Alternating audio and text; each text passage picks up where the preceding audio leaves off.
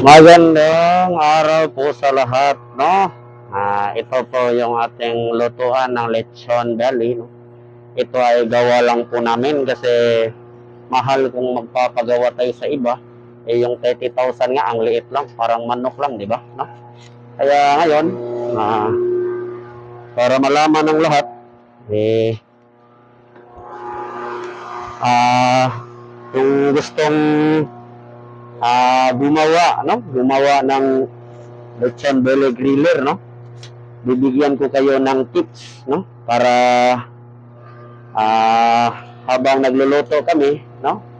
Eh, magbigay din namin kami ng tips kung ano yung mga sukat, no? Yung mga distansya, no? Kasi sa amin, ano na eh, na natitest na namin, no? Yung distansya, kung ano yung dapat, no? Una is yung ito. Yung height kasi namin doon is ano yan, 10 feet, no? Yung papunta doon.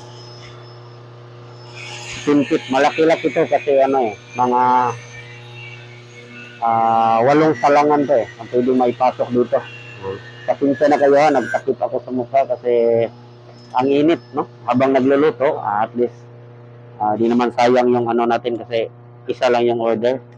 Sa July, August, talaga matumal talaga yung benta natin. No? Kaya ngayon, ang laki ng aking ano, griller, no? Lechon belly. Ito ay 4 feet, no? Yan. 4 feet yan. Tapos, yung dito, hanggang dito, 10 feet talaga yan, no? 10 feet. No? 10 feet. Tapos, yung ano, yung sukat ng ating bili, no? Para hindi siya na magbangga, no? Habang umiikot. Ginawan ko ng ano, 13 inches, no? 30 inches yung binigay ko. Yung 1 feet, nabukan ko kaya lang, pag nag-ayos ka ng ano, nag-ayos ka ng uling, eh, mahirap kasi maliit lang yung distansya. Kaya ginawa ko ng 13 inches na medyo may ganun yung kalaki yung ano, makakapasok yung pang ano yung ng uling. 13 inches. Yung dito, sa ano, yung binigay ko dito para ano, is, ano, ginawa ko siyang 14 inches, no? Galing sa floor, papunta dito. 14 inches. Kasi, close kasi yun eh. Yung close kasi yung lutuan mo. Kaya medyo aangat ka. Kasi sa sobrang init niya, minsan mahihilaw pag medyo, ano ba, yung hindi mo madaling makuha yung crispiness niya. Kung maliit, ano lang, malapit. Kasi close naman siya, wala namang hangin makakapasok eh. Pwede naman kayo mag 8 inches to 10 inches kung open lang ang yung lutuan, no? Ang mga parang ganun lang, may mga hangin na makapasok. So okay lang yun. Kung kahit distansya mo dito, kahit 10 inches, okay na nga eh. Yung ano diba, no? Sa floor, no? Galing sa floor papunta ano, lechon, no? Kung sakali, no, mag-ano ka, ano ba dito? Kung sakaling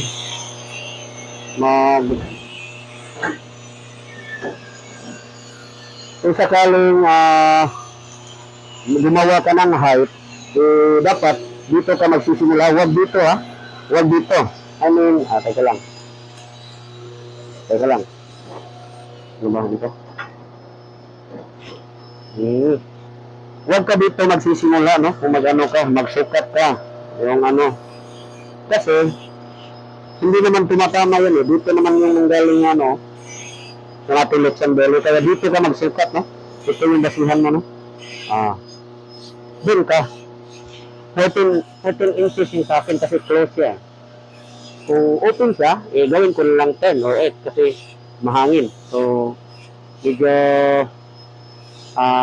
problema tayo sa ano, no? Sa init ng uling. Sa ngayon, ah, ano ba dito? Parang dito, di ko na lang nilalagyan kasi marami naman akong lagayan eh. Medyo ano sa budget, no? Tapos sa budget. Kaya lang, kung may magpapagawa naman ng ganito, sigurado ako mga 100,000 kakayanin to. Kasi ang laki eh. Tingnan nyo lang sa manok, di ba? 30,000 din, ang liit. Dito, sobrang laki, 10 feet. 4 feet by 10 feet square. Kaya, dito, sa ano, teka lang, yung sa ibabaw, di ko na lang nilagyan yung ano, yung daanan ng usok. Kasi, ang umuusok kasi sa lechon, yung nagsisimula ka lang, no?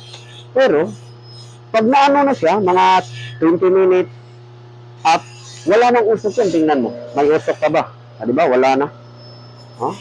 Kaya wag kang mapoproblema sa usok. Una lang yan ang may usok. Sa ngayon, wala naman. 20 minutes, wala nang usok. Kaya di ko na lang nilalagyan. No? Sakali man, no?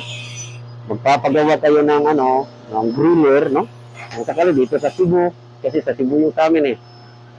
Kung gusto mo talaga mag-lechon, Maritime Belly, gusto mo mag-business, okay lang yan. Huwag kang matakot.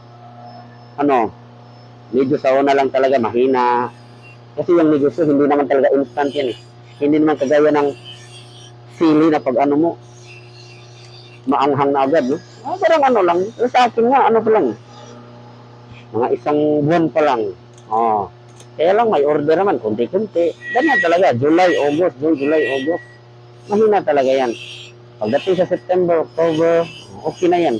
Ngayon, mahina nga, pero ngayon, isa lang yung order, niluluto ko, di ba? Sayang naman yung pera, di ba? Kasi naman magtrabaho pa tayo buong araw, di ba? Ito, 3 oras lang. Niluluto ko to 3 oras. Kasi, ang baboy kasi sa Bili, medyo ang iba, 4 months na kasi yan. Minsan, yung whole baboy talaga niluluto namin, mga 2 months, maluluto lang naman 2 oras. Depende yan sa uling, no? Depende yan sa pag-ano mo ng kahoy. Ng uling, no? Yung apoy, no? Ano mo kontrolin. Hindi ko naman sinasabi na magaling ako, pero pinag-aralan ko, di ba? Kaya minsan, yung iba, nakapag-order isang beses, mag-order na naman ulit. Siguro, nasasarapan sila. Depende kasi yan, no? Minsan, sige lang, i-subscribe niya ko, tapos i-vlog ko din kung baka sakali naman, no? Maka-ano kayo sa timpla, no? At sasabihin ko din sa inyo sa susunod, no? Magkano yung gastos ko dito, ito, yung sa dito. Mga heavy duty kasi ginagamit ko dito kasi ayaw ko talagang masisira na naman, ilang gamit lang, sira agad, parang ganyan ba? Yung sa akin lang parang pang lifetime ba na ginagamit, no? Yun lang. Kung sa Cebu kayo gusto nyo magnegosyo o talagang mahihirapan kayo, mag-comment lang kayo, sasagutin ko yan. O kung di nyo kaya namin gawin yan, no? Pag ano lang natin, ano ba, i-discuss natin kung magkano, di ba? Ito lang yung kasing mahal eh. Ito, mahal to. Isang ano lang, 20 feet, 1,000 plus. Ito, maliit, 700 to 800 yung ano, 20 feet. Walang problema. Pwede kami mag-ano sa inyo, gumawa kung gusto nyo mag-lechon belly. Walang problema. Ito, ginawa ko to 14, almost mga 22 in, ito, 21 inches yung distansya, no? Hindi naman masyadong pangit naman pag medyo maliit. Mahirap pag kumuha ng ano, di ba? Kaya dito, okay na to, para pasok ito, ha? Sige lang, basta tandaan nyo dito, 14 inches talaga. Dito ka kukuha, oh. Huwag dito, ha? Huwag dito. Dito. From floor o dito. Yung pag-ikot niya pababa, ha? 14 inches lang. Yan yung pinaka-importante at saka distansya. 13 inches. Kaya, mag-ingat, no? Sa susunod, ha? Thank you.